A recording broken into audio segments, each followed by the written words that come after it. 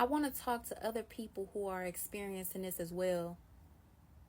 When you are a healer, a motivator, an encourager, you bring a light to the darkness. That is a gift. That is a gift that is given from the Most High God. And to whom much is given, much is expected. Those gifts come with responsibilities. And two responsibilities that you need to learn to master in this lifetime, if you have one of those gifts, is number one, discernment. And number two is boundaries. You need to be able to discern who you're talking to. You need to be able to understand when you're dealing with a person who just doesn't get it, and you're dealing with a person who doesn't want to get it. The people who don't want to get it, they don't ask questions. They just give you a blank stare, and you'll often get the feeling that they want you to shut up.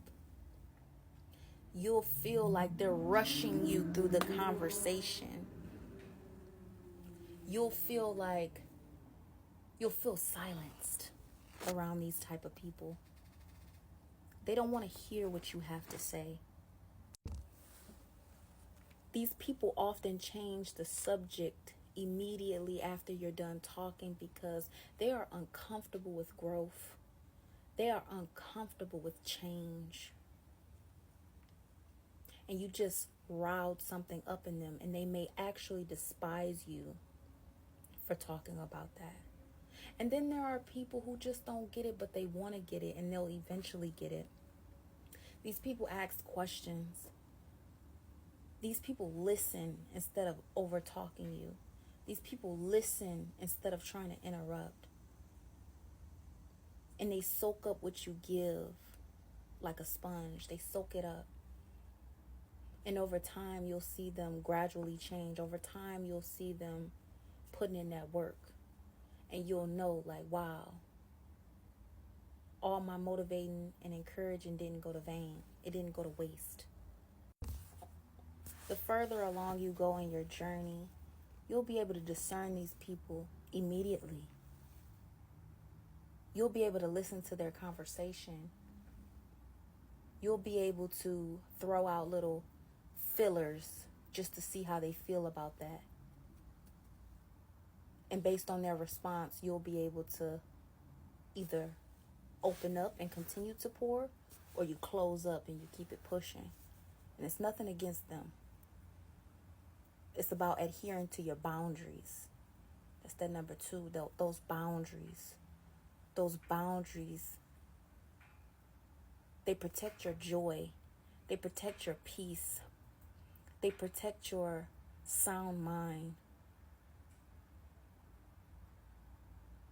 When you're around people that don't get it, and you're around people that are stagnant, you'll start to believe that your gift is a curse.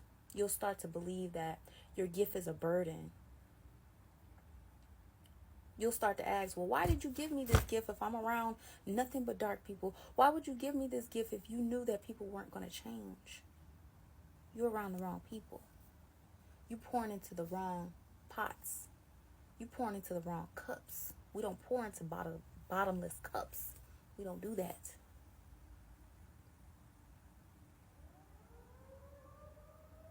And just because a person asks you, well, what do you do?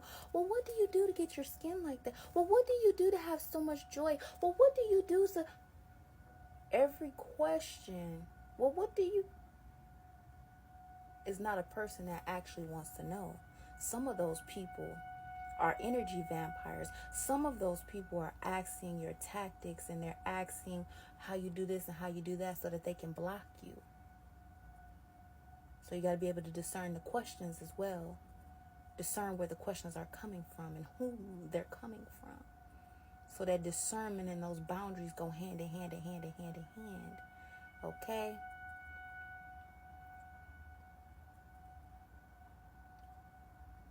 All right? Typically, when people are trying to grow, they're asking questions that will help pour into them. The other people, they're asking questions to pry into your business.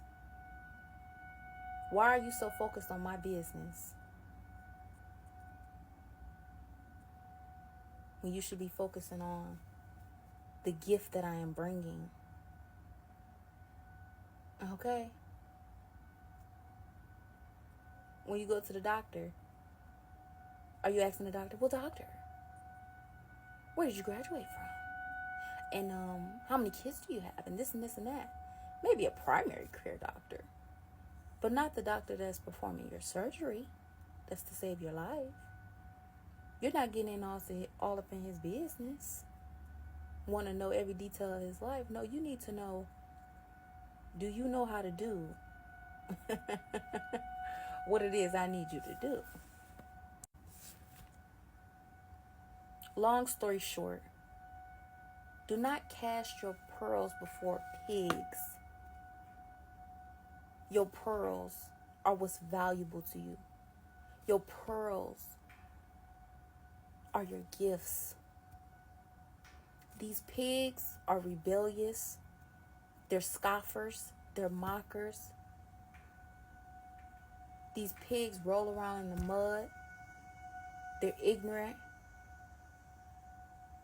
And they have no regard for anyone else but themselves. And all they do is run around and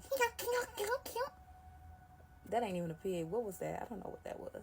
All they do is run around and squeal. Squealing is them complaining.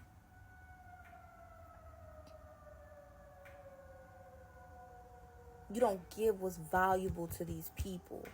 You don't do that. You need to lock your pearls up. You know how they lock those diamonds up in those see-through glass boxes with the valet ropes all around them? Yeah. Secured. They even go hire security guards to watch over these diamonds.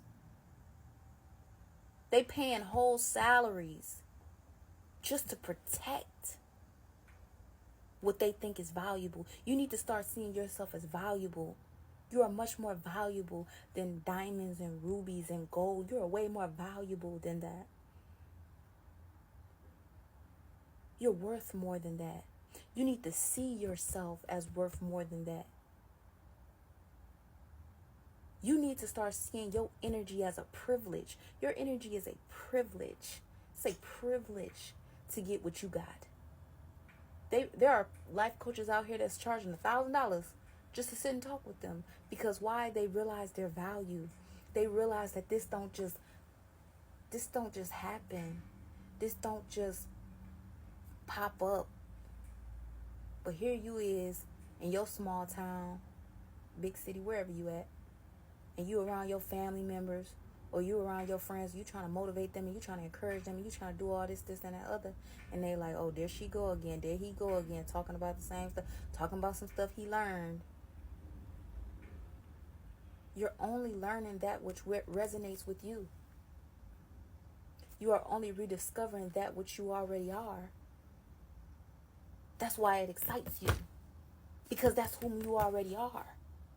You're just going through the physical training to manifest that. And they don't get it. That's okay. They're not your audience. They're not your audience. And after so long, when you start doing it so long, it's not even offensive. It's not even offensive no more. It won't even hurt no more. I be around people now that back then that didn't get it, where it hurt me that they didn't get it. I be around them now. I be like, oh, okay, cool. How's the weather? You know, small talk. That's it. That's it. Because I know that they're not there, because my discernment has already discerned that this is not for them. My gift is not for them. You're a whole diamond sitting in front of them. You're not for them. They cannot afford you. They just so happen to be in the same house with it. They just so happen to go to work with it. They just so happen to be in school with it. They just so happen to be related to it. That's it. But it was never meant for them.